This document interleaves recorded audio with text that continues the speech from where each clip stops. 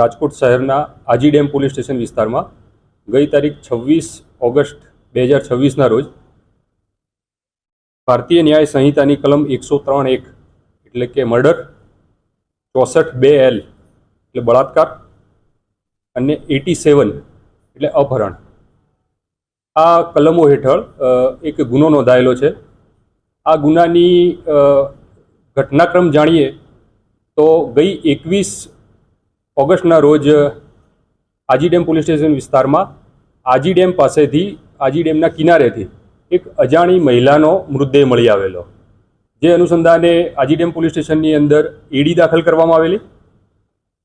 ત્યારબાદ તારીખ 22ના રોજ આ મૃતદેહનું ફોરેન્સિક પીએમ કરવામાં આવેલું અને આ મહિલા શરૂઆતમાં મેં કીધું એ પ્રમાણે અજાણી મહિલા હતી, અનઆઇડેન્ટિફાઈડ ડેડ બોડી હતી. તેથી આ અજાણી લાશને શોધવા માટે સૌથી પહેલાં તો પોલીસ સ્ટેશન દ્વારા કાર્યવાહી કરવામાં આવેલી, જેના અનુસંધાને કુવાડવા પોલીસ સ્ટેશન વિસ્તારમાં રહેતા આ મહિલાના પરિવારજનો દ્વારા આ મહિલાની ઓળખ કરવામાં આવેલી અને પોલીસ સ્ટેશન દ્વારા આ મૃતદેહ એના પરિવારજનોને સોંપવામાં આવેલો. ત્યારબાદ મહિલાના પરિવારજનોને પૂછપરછ કરતા તેઓ દ્વારા 20 ઓગસ્ટના રોજ કુવાડવા પોલીસ સ્ટેશનની અંદર આ મહિલાની ગુમ નોંધ દાખલ કરવામાં આવેલી. એકચ્યુઅલી એની પણ એક દિવસ આગળ જઈએ તો તારીખ 19ના રોજ આ મહિલા કુવાડવા રોડ પોલીસ સ્ટેશન વિસ્તારમાં આવતા 7 હનુમાન મંદિર ખાતે ભિક્ષાવૃત્તિ કરતા હોય છે અને એ દરમિયાન આરોપી રિક્ષામાં આ મહિલાને અપહરણ કરી લઈ જાય છે અને જેના અનુસંધાને કુવાડવા રોડ પોલીસ સ્ટેશનમાં ગુમ નોંધ દાખલ થાય છે. ત્યારબાદ આજી ડેમ પોલીસ સ્ટેશન વિસ્તારને જ્યારે આ બનાવની જાણ થાય છે, આજી ડેમ પોલીસ સ્ટેશને પીઆઈ શ્રી હરેશ પટેલ, એમના ડિસ્ટાફ પીએસઆઈ શ્રી ડોડિયા સાહેબ અને એની ટીમે હ્યુમન ઇન્ટેલિજન્સ અને ટેકનિકલ ઇન્ટેલિજન્સના મદદથી બનાવ સ્થળ જે છે, જે જગ્યાએથી ડેડ બોડી મળી છે એ અને આ મહિલાનું જે રહેઠાણ છે એ વચ્ચે લાંબો 13 કિલોમીટરનો ગેપ છે. એટલે શરૂઆતથી જ આપણને શંકા હતી.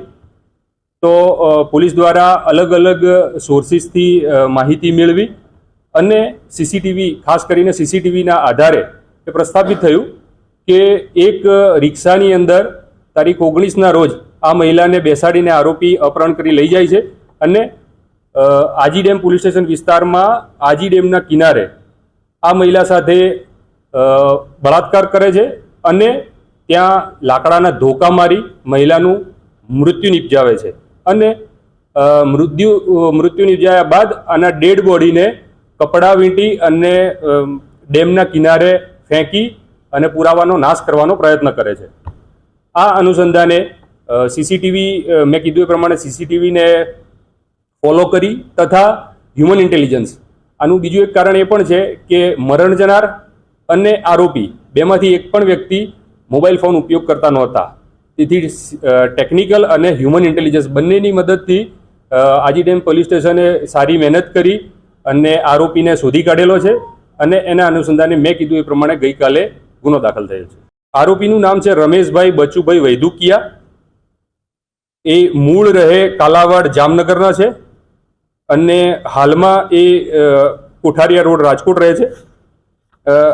આરોપીના ગુનાહિત ઇતિહાસની વાત કરીએ તો આ બનાવના પહેલા આરોપી વિરુદ્ધ 3 ગુના દાખલ થઈ ચૂક્યા છે, જેમાં ચોટીલા પોલીસ સ્ટેશનની અંદર IPC 302 એટલે હત્યાનો ગુનો છે.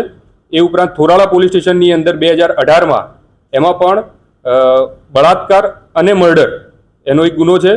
આ ઉપરાંત ત્રીજો ગુનો કુવાડવા પોલીસ સ્ટેશનની અંદર 2018માં જ મર્ડરનો ગુનો દાખલ થયેલો છે. પોલીસ દ્વારા પૂરેપૂરી ઊંડાણપૂર્વકની તપાસ થશે. ટેકનિકલ સર્વેલન્સ અને ફોરેન્સિક એક્સપર્ટ્સ, મેડિકલ એક્સપર્ટ્સ અને લીગલ એક્સપર્ટ્સ, તમામ એક્સપર્ટ્સને આ તપાસની અંદર સાથે રાખી અને ઝીણવટભરી તપાસ કરી અને મોટામાં મોટી સજા થાય એ પ્રમાણેની પ્રયત્નો કરવામાં આવશે. અત્યાર સુધી તપાસમાં એવું હજુ નીકળ્યું નથી. ચાર્જશીટ કરવામાં વહેલામાં વહેલી તકે અમે તમામ પુરાવા એકત્રિત કરીશું. ચાર્જશીટ કરવાની ઉતાવળમાં કોઈ પુરાવા એકત્ર કરવામાં કોઈ કચાશ રહી જાય એવું નહીં થવા દઈએ અને પૂરી ઝીણવટભરી, મેં અગાઉ કીધું એ પ્રમાણે તપાસ કરી આનું ચાર્જશીટ કરવામાં આવશે. એ બળજબરીપૂર્વક ઉઠાઈને એને લઈ ગયો છે. જે 7 હનુમાન મંદિર છે ત્યાં આ મહિલા ભિક્ષાવૃત્તિ કરતા હોય છે, ત્યાંથી લઈ જઈ અને આજી ડેમ વિસ્તારમાં ગયેલો છે.